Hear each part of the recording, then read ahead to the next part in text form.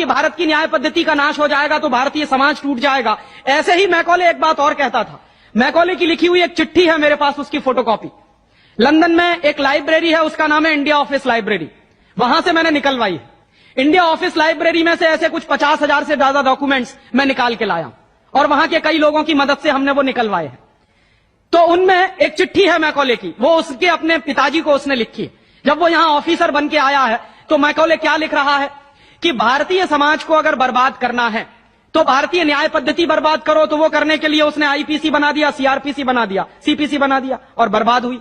दूसरी बात वो कहता था कि भारतीय समाज को बर्बाद करना है तो भारतीय शिक्षण पद्धति का नाश करो। तो मैकॉले कहा करता था कि जो भारतीय शिक्षण पद्धति है, वो खुद मानता था इस बात को, यह दुनिया की सबसे ज्यादा विकसित और सबसे अच्छी पद्धति। क्या होता था, यहां गुरुकुल चलते थे, गुरुकुलों में विद्यार्थी पढ़ते थे और विद्यार्थी 20 साल तक, 25 साल तक ब्रह्मचर्य का पालन करते हुए शिक्षा ग्रहण करते थे, संस्कार मिलते थे और वो संस्कार लेकर समाज में जाते थे। उन्हीं संस्कारों से संस्कृति बनती थी और वही संस्कृति भारतीय संस्कृति कहलाती थी।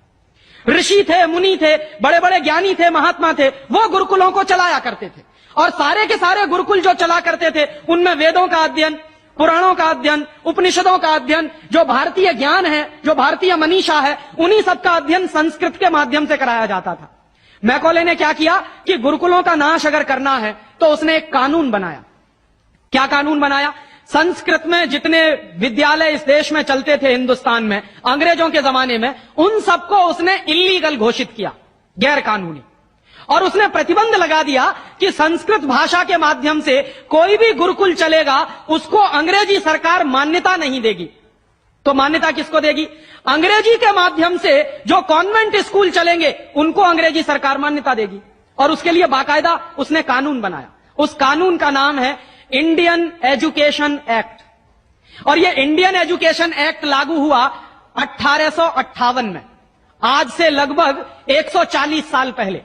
तो 140 साल पहले जो कानून लागू हुआ था अंग्रेजों के जमाने में, वही कानून आज भी चल रहा है।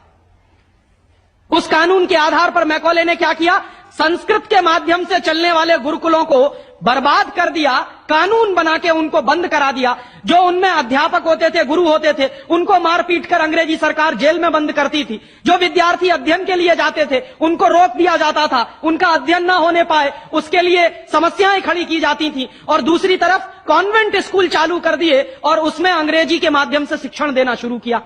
एक दिन उसने अपने बाप को चिट्ठी लिखी और इस चिट्ठी में उसने ये लिखा कि मैंने हिंदुस्तान में एक ऐसी शिक्षण पद्धति पैदा कर दी है जिसमें अगर हिंदुस्तानी विद्यार्थी पढ़ेंगे तो पढ़कर निकलने के बाद वो शरीर से हिंदुस्तानी होंगे, दिमाग से सब अंग्रेज हो जाएंगे। वो देख रहे हैं, अभी देख रहे हैं। तो शरीर से हिंदुस्तानी और दिमाग से अंग्रेज। तो मैकॉले दूसरी बात लिख रहा है उस चिट्ठी में कि जब वो शरीर से हिंदुस्तानी और दिमाग से अंग्रेज हो जाएंगे तो अंग्रेजों के हिसाब से सारे काम करेंगे। और वो विद्यार्थी जब कॉन्वेंट स्कूल में से निकलेंगे तो सबसे ज्यादा गालियां भारतीय संस्कृति को देंगे, सबसे ज्यादा गालियां अपने मां बाप को देंगे। कैसे? मॉम और डैड कह के। डैड माने होता है मरा हुआ